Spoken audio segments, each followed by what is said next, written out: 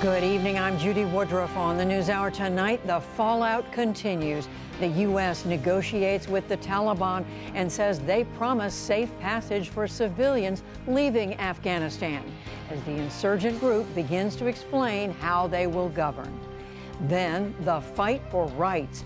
Prominent activist and former Afghan government official Kamila Siddiqui discusses the precarious road ahead for women in Afghanistan as the Taliban vows to respect them. People are afraid a lot, but let's see their action. If they be different, we will see from their action. And getting the vaccine. The Biden administration is set to announce that vaccinated Americans will soon need a booster shot as the Delta variant continues to surge across the country. All that and more on tonight's PBS NewsHour.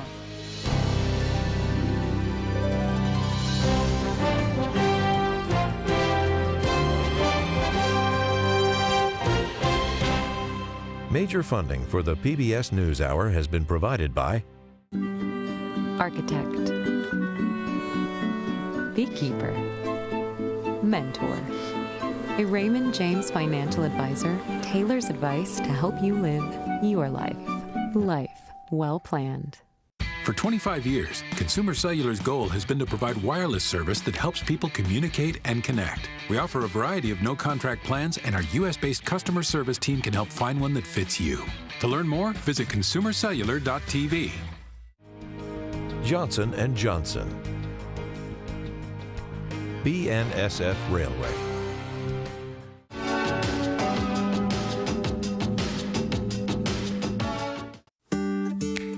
The John S. and James L. Knight Foundation, fostering informed and engaged communities. More at kf.org. And with the ongoing support of these individuals and institutions.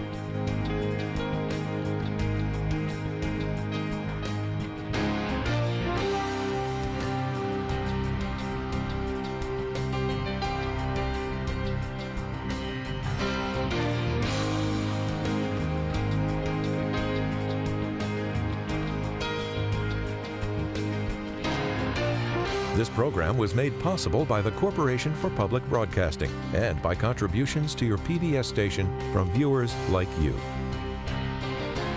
Thank you. The Taliban cemented their hold on power in Afghanistan today, and they began to speak in detail about their plans for the country.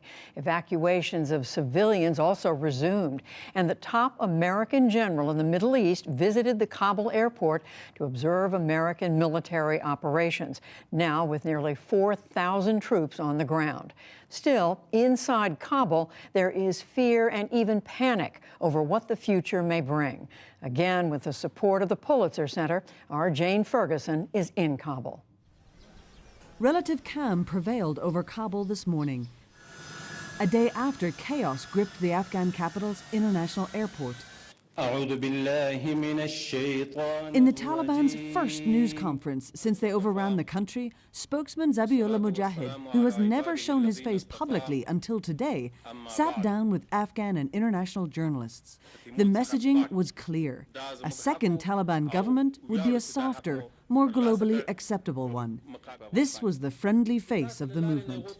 With an interpreter translating the spokesman's words into English, he announced a pardon for those they once called traitors. We are assuring the safety of all those who have worked with the United States and allied forces, whether as interpreters or any other field that they have worked with them. He promised the Taliban would respect women's rights under Islamic law. Women will be afforded all their rights, whether it is in work or other activities, because women are a key part of society. And we are guaranteeing all their rights within the limits of Islam. But when the Taliban last ruled, and in areas under their control over the last 20 years, women have had their rights severely restricted. They could not take most jobs or go to school. while the Taliban have pushed to consolidate their control here of the capital. Today, in a dramatic twist, we also heard from the former Vice President Amrullah Saleh, releasing a statement via Twitter saying that he considers himself to now be the president of Afghanistan because the former president has stepped down and left the country, that he is still in Afghanistan and plans to oppose the Taliban rule. I am standing for my country and the war is not over. In January, Saleh told the NewsHour he'd rather die than submit to the Taliban. He and the son of famed militia leader Ahmad Shah Massoud are apparently trying to organize armed resistance in the Panjshir Valley, north of Kabul.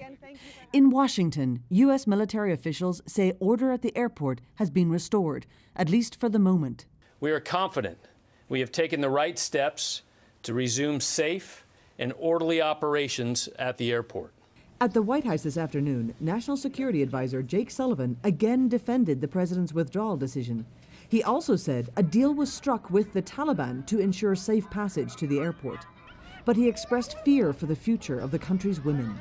Truly, deeply, my heart goes out to Afghan women and girls in the country today under the Taliban. We've seen what they've done before. And that's a very hard thing for any of us to face. But this wasn't a choice just between saving those women and girls and not saving those women and girls.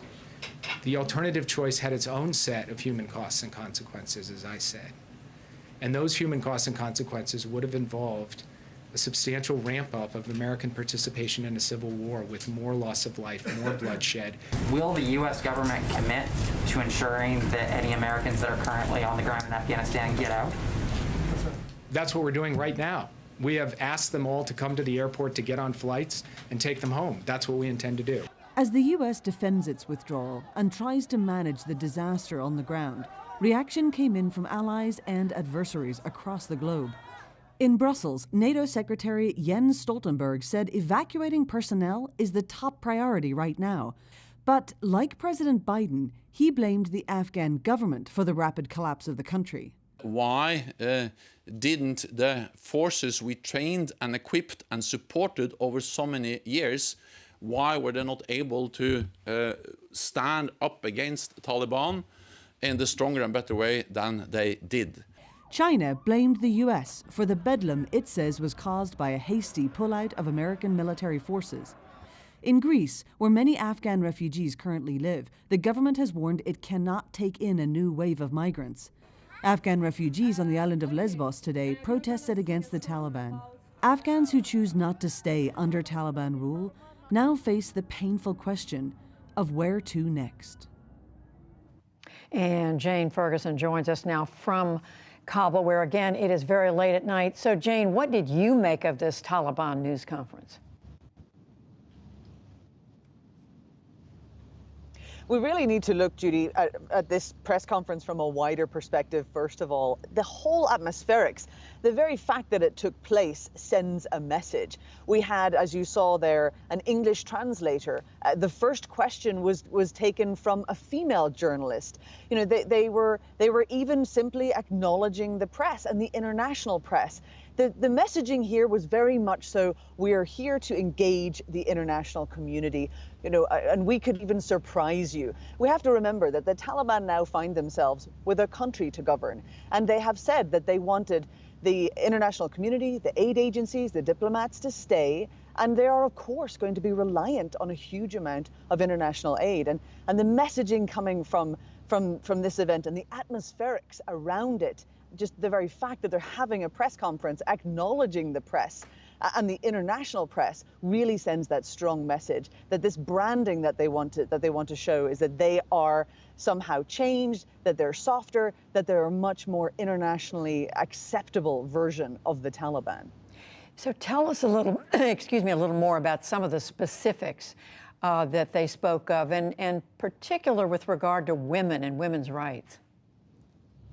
Well, they weren't as specific as I think many of the journalists in the room would have liked to have heard. You know, they've been saying for some time, and we've put these questions to the Taliban several times as well, how do they view women's rights going forward? They wouldn't get into specifics of legalities and what rights specifically women would have or be allowed to keep, because women here do have a legal framework of rights as it stands in Afghanistan.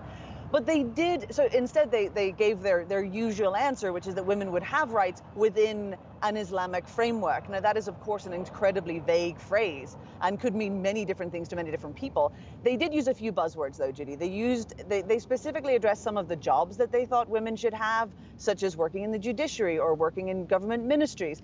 I think that was very much sort of a pushback against criticism of them, where people have said, well, if you're separating women, if you're not really encouraging them to work, what about all of these influential positions that they should and could have in Afghanistan? Significantly, there was other specific language that was used. They said, we will not allow Afghanistan to host any international groups or fighters that could launch attacks on other countries. That's very important that they brought this up, because that's very much so a message for the international community and probably a message for America, because those words are taken almost verbatim from the deal that President Trump's White House signed with or his government signed with the Taliban back in 2000. So basically, they're saying that they're messaging the Americans, saying we're not going to allow Al Qaeda to launch attacks abroad again, and that's a very significant sort of specific that they did bring up.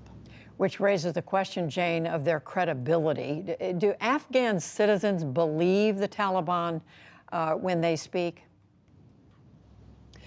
Well, the difficulty here, Judy, is whenever you hear words versus actions, there is a major divergence. In fact, almost every subject that the Taliban brought up, every point that they made that was, designed to sort of try to put the international community's worries at rest, is not really seen in their actions. I mean, it's very much so divergent from the reality on the ground. They can talk about women's rights, about how they want women to go to school and have jobs. But if we look at the areas of Afghanistan that they've controlled over the last 20 years during the war, that's simply not happening. Women are not going to school. Our girls are not going to school, and women do not have influential jobs. Take, for instance, they've said, we will not enact retribution. There will be no revenge against anybody who fought within the Afghan security services. We know that there have been assassination campaigns, specifically against those such as helicopter pilots and fighter pilots.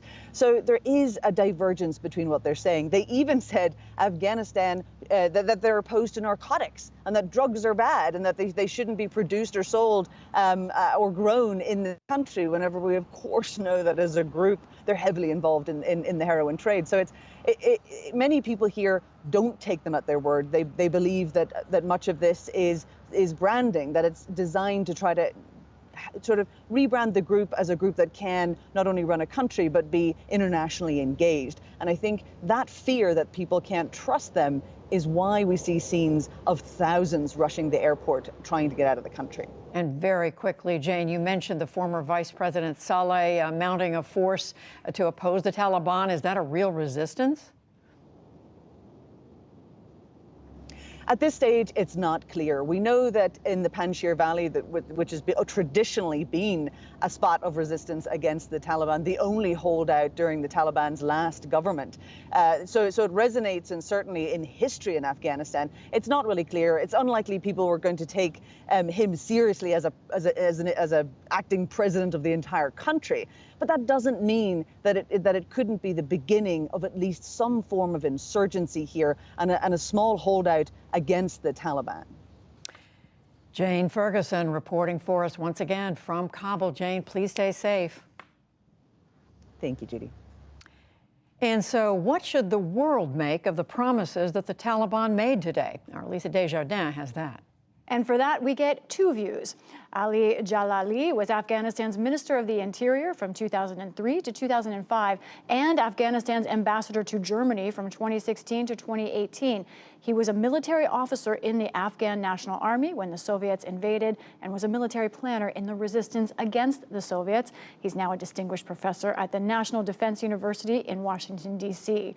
And Tariq Farhadi was an advisor to the governor of the Central Bank of Afghanistan and a senior economic advisor to former Afghan President Hamid Karzai. He is now an independent analyst. I want to start off with something that Jane Ferguson reported. The Taliban clearly is fighting on the field of public relations right now, presenting a moderate face, using buzzwords, things like inclusive. Tariq Farhadi, what do you think this means, and is it having an effect? Look, the messaging is right. The Afghan people are tired of war, and we arrive in some ways at the best of all solutions available. If we had put all the options next to each other, we arrive at the best one. For the couple of past years, the US has tried to create an environment for intra-Afghan negotiations. Here, what happened is that the former regime collapsed. The Taliban have come in. They have occupied Kabul. They have established peace. Not a bullet has been fired in Kabul. And now they're even ready to talk to each other, to others, in order to establish a government. They haven't been in a hurry to establish their government. It looks like Qatar and all the countries that have mediated are encouraging them to talk to other people. And two of the leaders, Hamid Karzai and Dr. Abdullah, issued a small video message saying they're in touch with Taliban. So the conversation is going, the tone is positive, there is mutual respect. I don't expect Mr. Karzai or Mr. Abdullah to be part of the Taliban government, but they will be respected elders, and someday they might even be part of a council, or as we call it, shura. Ali Jalali, positive tone we hear, and we just heard from Mr. Farhadi, the best of all possible solutions in his view. Do you agree with that about what the Taliban is doing right now? Well, yes, it all depends how you translate these rhetorics into actions. People have very bad memories from the time that Taliban were in power, and later on in the areas that they controlled, and about their behavior. So people are in the mood of shock and anxiety and uncertainty what is going to happen. I think the people I spoke with, they want any government to come soon so that the people will have their normal life. And that will take some time. But immediately now, people are concerned about their daily life. The banks are closed and people cannot draw their money. The prices are high and the services are non-existent. These are the concern of people. But later on, I think people will see how these rhetorics of Taliban will be translated into actions. And that's what people will decide. And that's my question to both of you, is about the actions. It's something that Judy just asked Jane. The Taliban is saying they want to end the drug trade. They will keep terrorists from attacking other countries. They want to raise the rights of women according to Islamic law. Can the Taliban be trusted? First to you, Tariq Farhadi. Again, we have no choice. The Taliban are de facto in Kabul. They are occupying the presidential palace. They gave the press conference from there. Their tone was very, very conciliatory. They sent message to foreign embassies saying, we will ensure your security. Russia, China, Turkey, and Pakistan will keep their embassies open, as well as Iran. These are the regional players. It's important, the regional players. And the United States has said we will stay in touch with the Taliban after August 31st. There might be that the United States also might agree to leave a very skinny presence there if the relationship improves between now and then. The Taliban have to pronounce some words also. They have said that they would like to get the rights of women under Islam, but they need to say that they agree to the Charter of Human Rights, the Charter of Human Rights of the United Nations. They have to speak a little bit the international language. But the regional powers will engage with Taliban, although everyone right now is saying we will decide together, but it is most probable that China will recognize Taliban. At some point, Russia will recognize Taliban. And my view is that the United States is in a better position if it recognizes Taliban, so that the aid it provides in any case to Afghanistan goes without problems of sanctions, etc. The UN provides aid. The UN is financed by the United States. I think the United States, by engaging with Taliban, will have more leverage over Taliban. And if the United States doesn't engage with Taliban, we are manufacturing a non-state actor. Then dealing with a non-state actor is always problematic. And we will blame ourselves that something happened in that territory because we created a non-state actor. Ali Jalali, should the United States recognize the Taliban? Well, I think the United States says many times that they will recognize any government if they actually observe the international law, the human rights, and we will see if the Taliban actually, live up to the promises that they made. Currently, in their public statements, they say the right things. But it depends what will happen when they establish themselves more. Now they are not in a situation that they actually can make statements that cause to lose the international support. On the other hand, the one thing that is very impressive, the discipline of their fighters.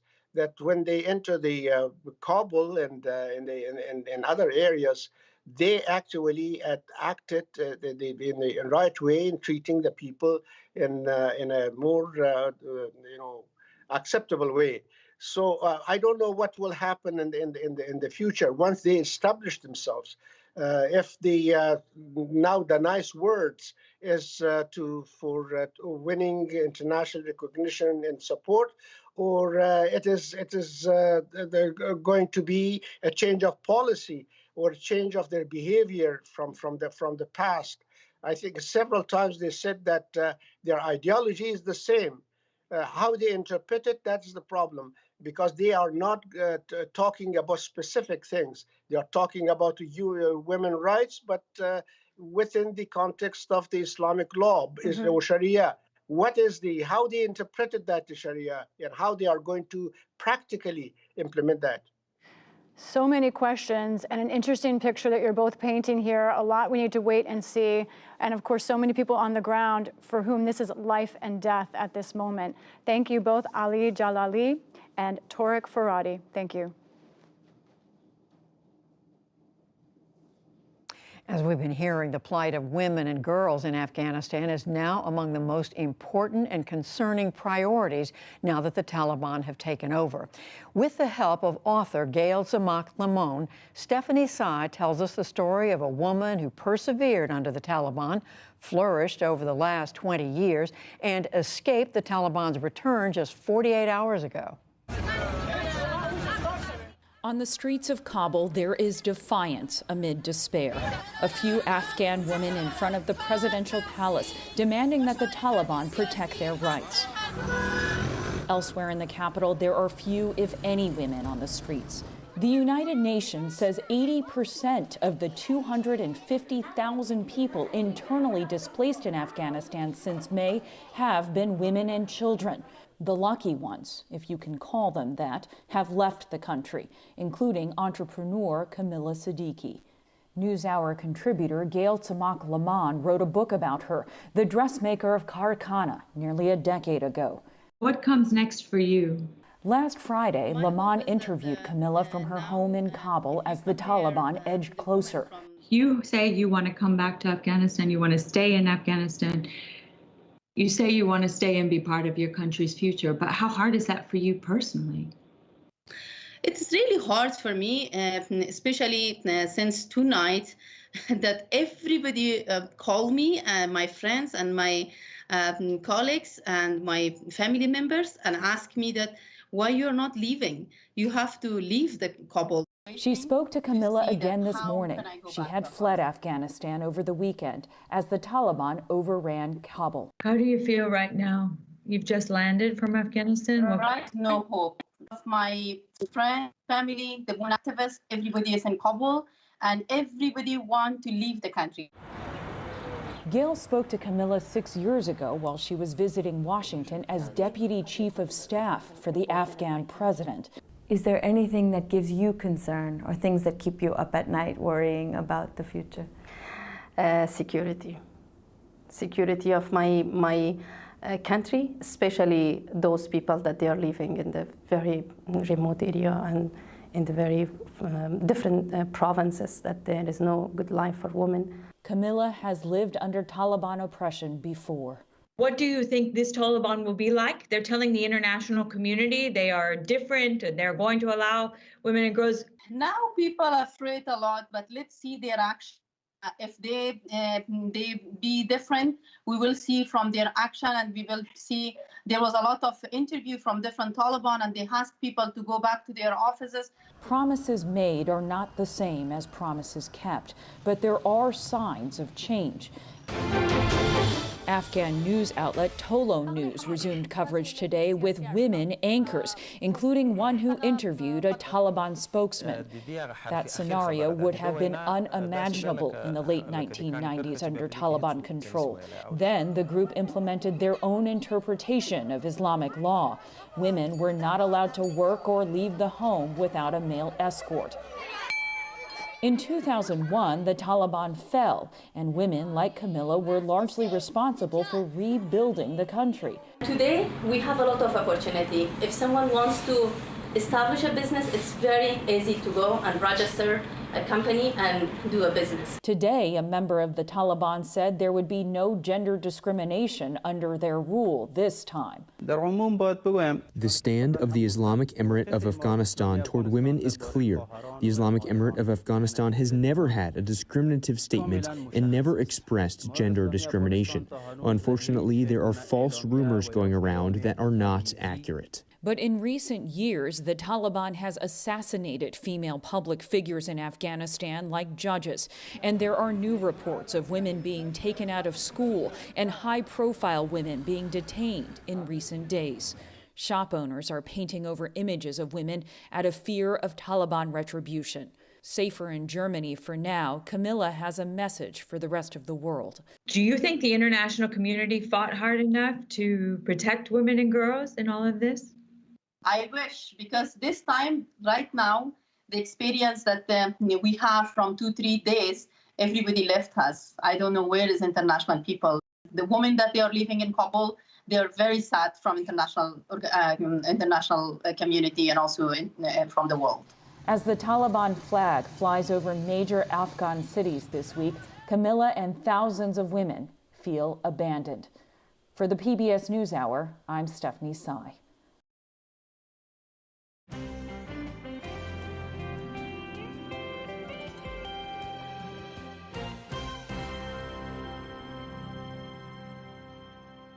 In the day's other news, U.S. health officials are expected to recommend COVID booster shots for everyone, regardless of age. An announcement could come tomorrow, calling for boosters 8 months after the second dose of the Pfizer or Moderna vaccines. Meanwhile, Chicago and New Mexico have ordered mask wearing in all indoor places, regardless of vaccination status. And Texas Governor Greg Abbott, who has strongly opposed mask mandates, tested positive. He has been vaccinated and says that he has no symptoms. We'll focus on the booster shot issue right after the news summary. The suffering in Haiti deepened today as the official death toll in Saturday's earthquake rose to well over 1,900. To make matters worse, Tropical Storm Grace swept through overnight. Harsh winds and up to 15 inches of rain battered the country as hospitals were still overwhelmed, with thousands of people injured in the quake. Others, left homeless, spent a long, miserable night before the rain finally ended this morning. The rain fell on top of us. We slept sitting down on chairs. Nobody has come to help us. We have no tarpaulins. We sleep here, sitting down. I don't want to go home. I am in God's hands. It's not good here by the coast. My home was destroyed. I have nothing to use to sleep. Look, there's lots of children here. I really have nothing. The earthquake has left more than 30,000 families displaced from their homes. Tropical storm Grace is powering up again after crossing Haiti, and forecasters say it will grow into a hurricane as it heads for Mexico's Yucatan Peninsula. Meanwhile, the remnants of Tropical Storm Fred spawned tornadoes and dumped heavy rain across the southeastern U.S. today. Thousands lost electricity in the Florida Panhandle after it came ashore Monday. Firefighters in Northern California labored today to save a town from the giant Dixie Fire. Strong winds have fanned the flames within 8 miles of Susanville, home to some 18,000 people. The fire has been burning for more than a month and has spread across the more than 940 square miles. It is still only about a third contained. In economic news, factory output rose 1.4% in July. That's the most in 4 months. But retail sales fell 1% as the latest COVID surge spooked shoppers. The sales drop weighed on Wall Street today. The Dow Jones Industrial Average lost 282 points to close at 35,343. The Nasdaq fell 137 points. That's nearly 1%. The S&P 500 gave up 31. And a passing of note, Maki Kaji, who created the popular number puzzle Sudoku, has died of bile duct cancer.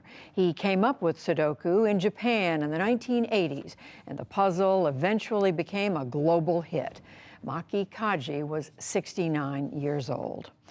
Still to come on the NewsHour, why vaccinated Americans will soon need a booster shot in the battle against the Delta variant.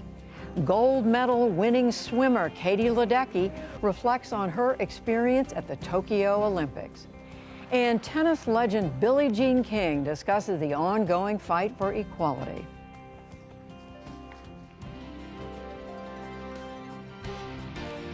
This is the PBS NewsHour from WETA Studios in Washington and in the West from the Walter Cronkite School of Journalism at Arizona State University. Tomorrow, the Biden administration is expected to recommend coronavirus booster vaccinations for Americans starting 8 months after they receive their second shot.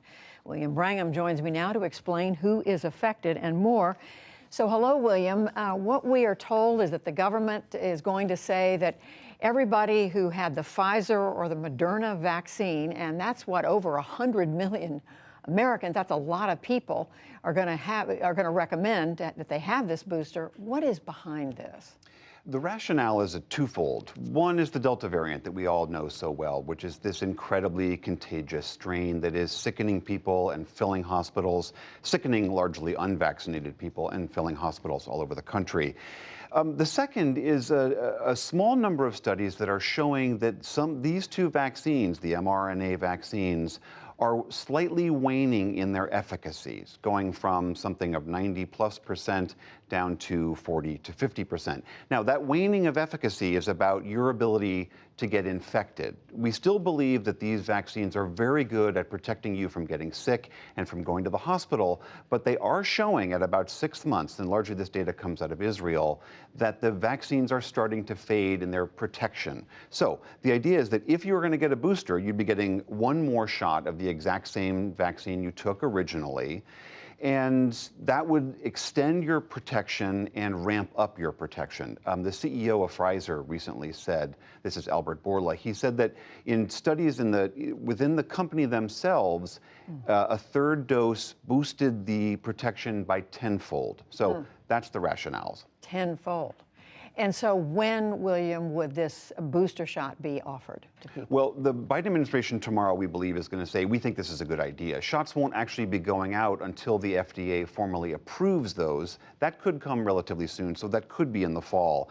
It is expected, though, for people who have gotten the J&J vaccine, that they, too, will get the recommendation for a booster, not right away. The government is still waiting on another trial for them. So if the FDA approves this, come fall, come next month even, it's likely believed that we would go through the same order of vaccinations for these boosters, that it would go to the elderly, frontline healthcare workers, and then the rest of us.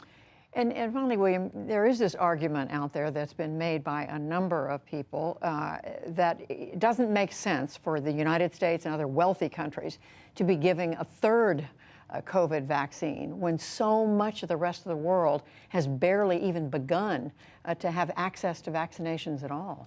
No, that's exactly right, Judy. And this is an argument you hear many people make. Most recently, Maria von Kerkhove of the WHO has said, there's a limited supply of vaccines in the world right now. And so if we're going to deploy them, what is the most effective way to do it? And the WHO and many others argue that it is economically, epidemiologically, and morally inappropriate to be using them to give to Westerners who've already been vaccinated when so much of the rest of the world has not been vaccinated. Because this is the problem, that this is how variants get created. When you have the virus running widespread and rampant in the world, new variants come out.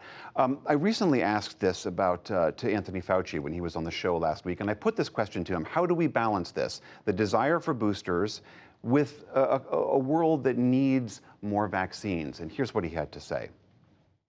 I believe we can do both, and we are on the pathway to doing that. The United States is leading the world as far as getting doses to other countries, particularly low and middle income countries. We've now given about 110 million doses to 60 countries. Having said that, I don't think that's enough, and we don't think that's enough. So we're going to try and push and work with the companies to expand their capacity to get billions of doses to people. I think as we do that, at the same time that we can get booster doses to the people in this country who need it. Bottom line, I believe you can do both.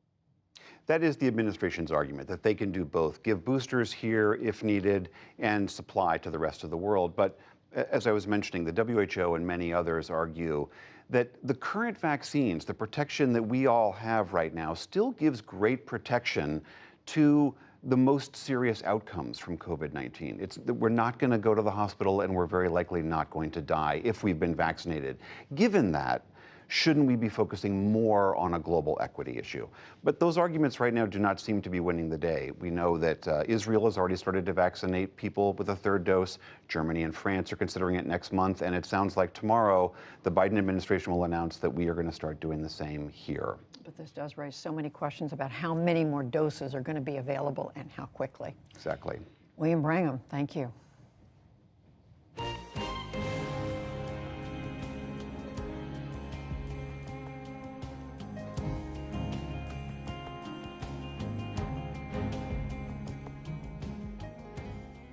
Seven-time Olympic gold medalist and record-breaking swimmer, 24-year-old Katie Ledecky is one of the most decorated Olympic athletes from the Tokyo Games.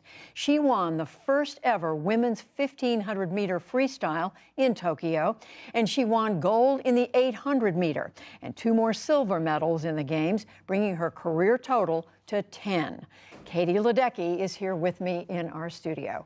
And welcome and congratulations. And you're wearing 4 of those medals from Tokyo. Are you still on cloud 9? I am. It's great to be back in the U.S. and to be with family and friends and to just share all the memories with them.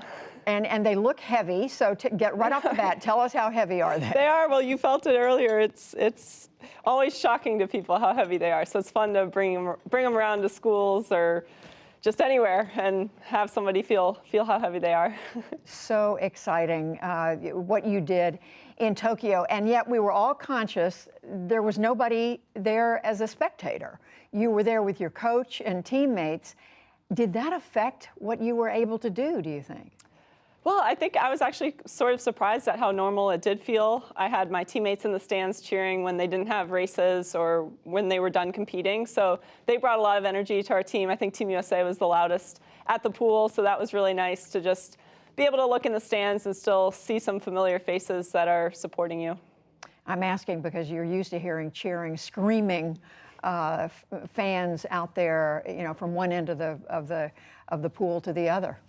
Yeah, I mean, it was also tough not having family there, and I made sure to video call my family in between races as best I could. I just had those short moments, and there was the time difference, but we snuck it in.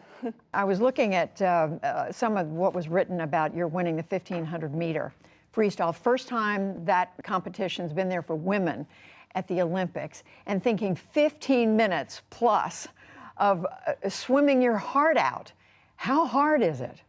It's a challenging race, but it was so great that it was finally in the Olympics. There are so many women that didn't have that opportunity, and it's been a long time coming. So for the U.S. to go 1-2 in that event for the first time it was there, it was incredible. It was the best we could do.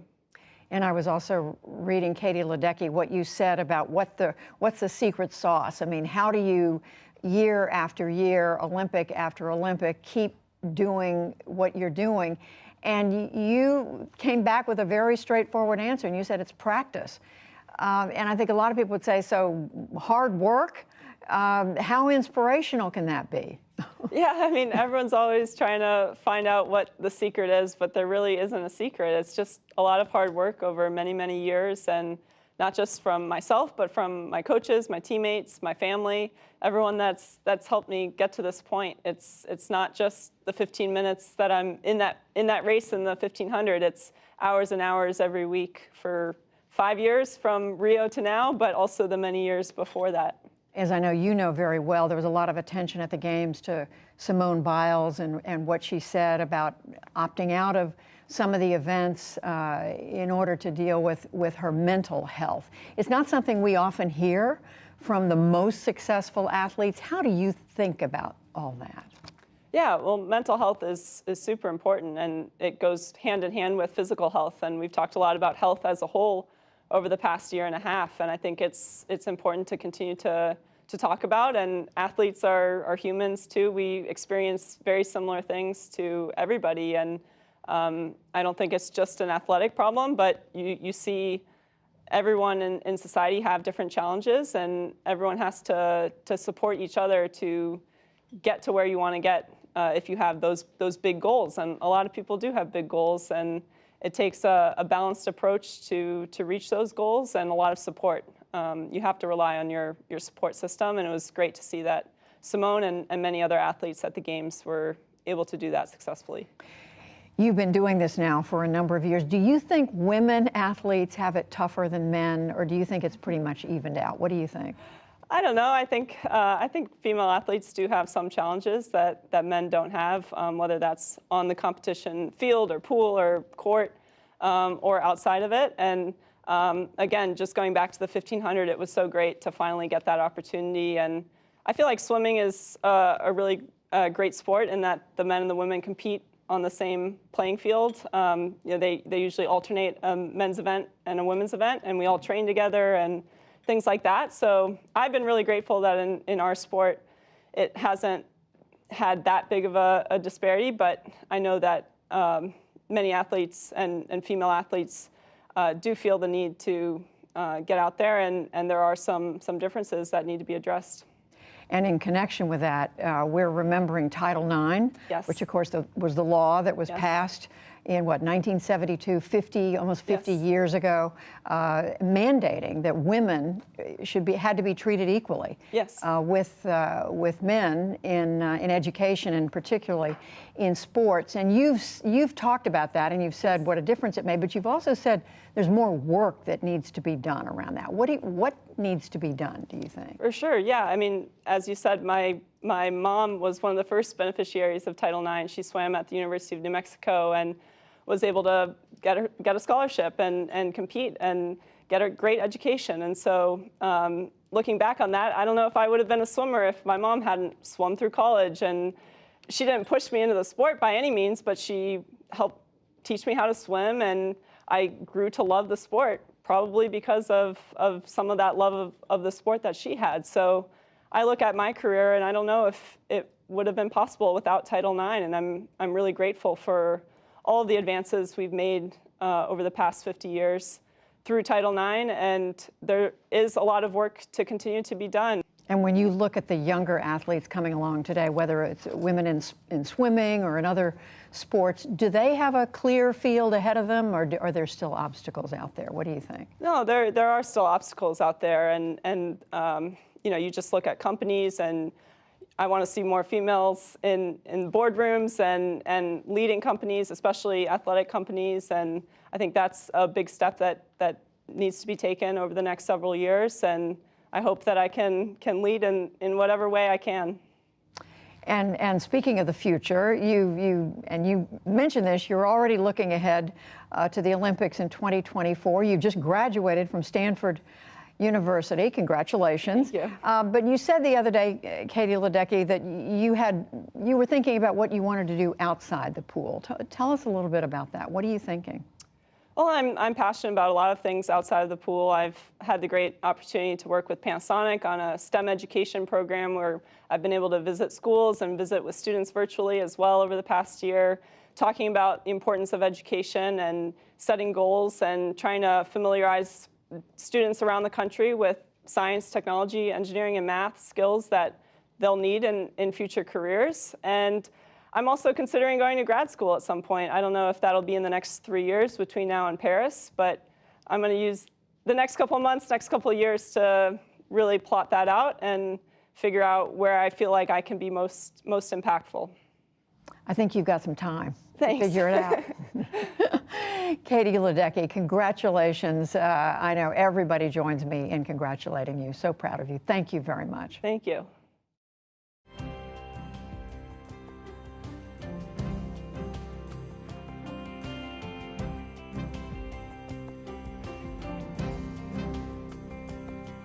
And we'll be back shortly with more on women in sports with tennis icon Billie Jean King. But first, take a moment to hear from your local PBS station.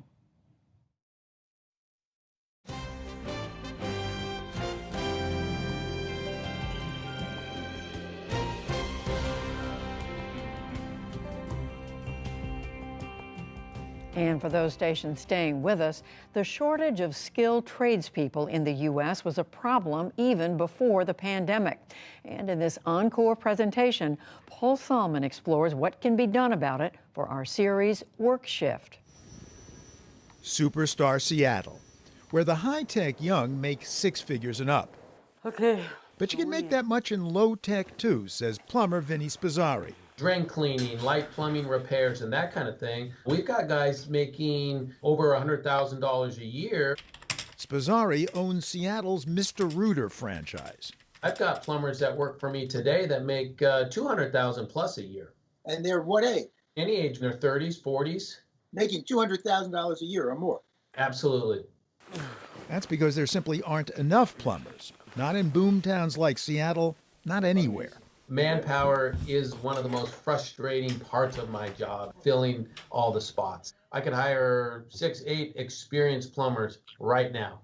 But they're just not out there? They're just not out there. Guys that are my age, they're aging out.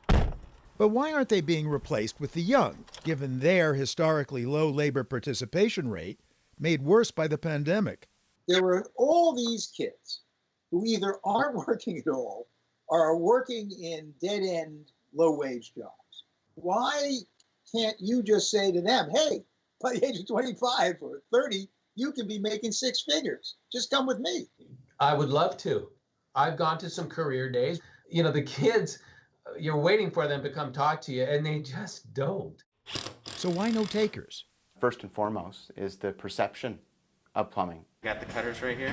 Trevor Caldwell is Vinny Spizzari's right-hand man. There's this stigma that goes along with getting your hands dirty. Just a plumber, not a person, just a plumber. And I don't want to be that guy. Or that gal. You're doing manual labor. Some people tend to look down on that. And that makes people not want to go into it, clearly.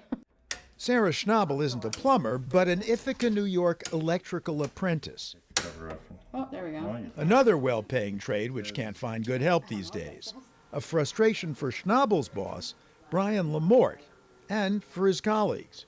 I know lots of guys in the trade who are contractors, and they're looking for help. And willing to pay for it. We've recently raised our rates as a business to $90 an hour, and we are not pushing the envelope. We were $75 a little while ago and $65 a little while before that. It's getting to the point where you probably pay us more to come fix your light switch than you do to go to the doctor. So again, why no takers? I do think for people my age, it's definitely more glamorous to think of the tech job where you're in a really nice cushy office building. We're the kind of people who are going to hire someone to go change a light bulb, let alone go into the trades. That's kind of where my generation is right now. I can't give them a power tool. They may kill themselves with it. They've never held a power tool in their life. Yes, says Detroit master plumber Adrian Bennett, whose firm is currently helping to revitalize Michigan Central Station, it takes a non-cushy mindset. This is physical work. You need to be there on a job site every day, and you got to be on time. And a lot of the young people today, they don't have work ethics. But of course, plenty do. Determined to breed new plumbers, Vinny Spazzari runs his own year-long training program. And then there's many options that you can provide. Paying young people from the get-go to learn the trade. We're paying our trainees $15, $16, $18 an hour. And then when you're done with the program, you're not a full licensed plumber, but you're a service technician who's able to snake drains and to do the kind of small plumbing repairs and whatnot and get close to that six-figure income.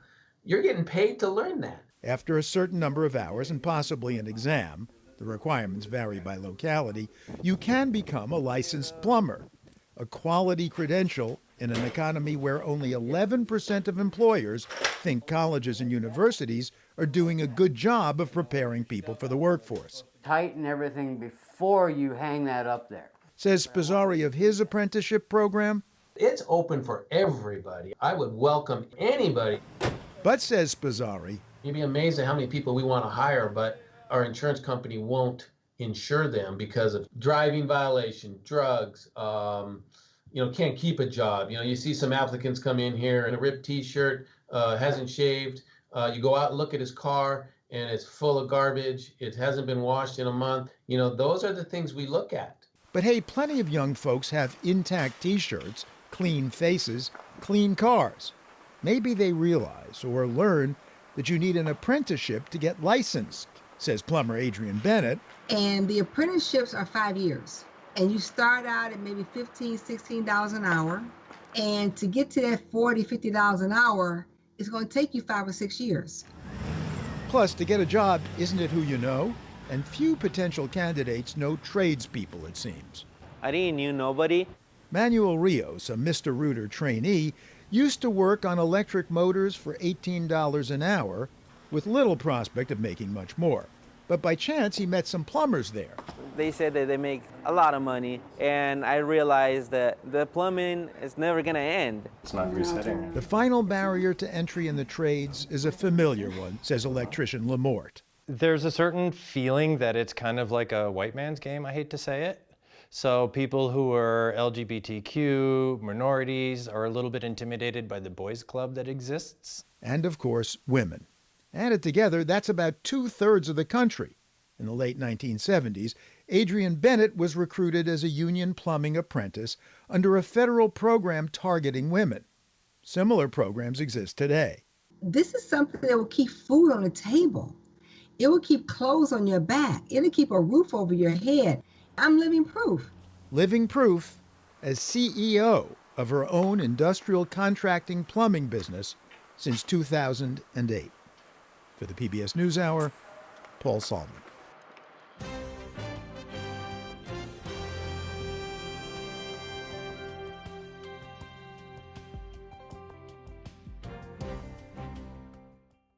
The 19th, an independent nonprofit newsroom focused on gender and politics, and a streaming partner of the NewsHour, hosts its annual Represents Summit this week. In an interview with our own Amna Nawaz for the event, tennis icon Billie Jean King described how, as a young woman, she had worked with other female players to turn amateur women's tennis into a professional sport. We went and talked to Gladys Hellman, who is publisher of World Tennis Magazine, and there were 9 of us, called the Original 9, signed a $1 contract with her. And here are the 3 things we're willing to do. And we had a long talk about this, because I told the women, I said, if you think you're going to make a lot of money, if you think you're going to get a lot of applause, we're going to get a lot of applause, etc., don't do this. I mean, I was trying to be really telling all the risks. But here's the 3 things we decided on. We were willing to give up our careers. And these are the 3 things that any girl in this world, if she's good enough, would finally have a place to compete.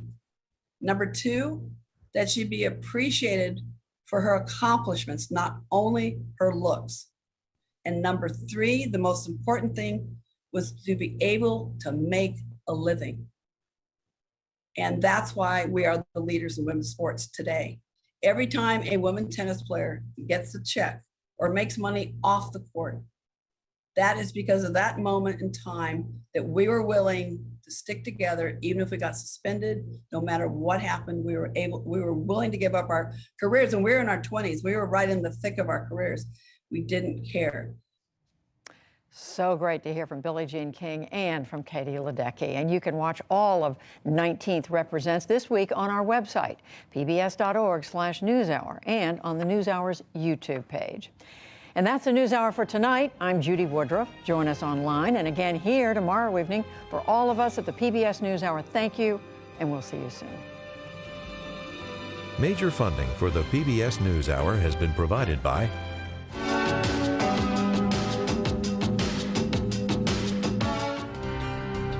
Consumer Cellular, Johnson & Johnson, financial services firm Raymond James, BNSF Railway, Carnegie Corporation of New York, supporting innovations in education, democratic engagement, and the advancement of international peace and security at carnegie.org. The Target Foundation, committed to advancing racial equity and creating the change required to shift systems and accelerate equitable economic opportunity. And with the ongoing support of these institutions.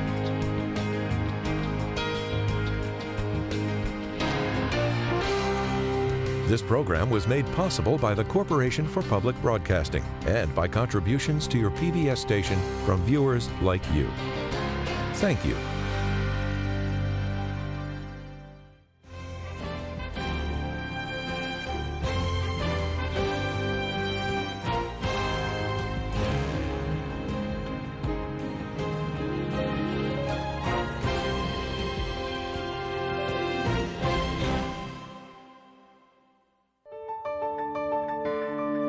You're watching PBS.